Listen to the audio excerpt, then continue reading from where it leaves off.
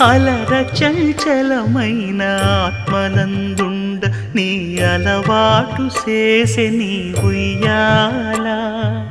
అలర చంచలమైన ఆత్మలందుండ నీ అలవాటు చేసే నీ ఉయ్యాల పలుమారు ఉచ్ఛ్వాస పవనమందుండ నీ భావంబు తెలిపే నీ ఉయ్యాల పలుమారు ఉచ్ఛ్వాస పవనమందుండ నీ భావంబు తెలిపే నీ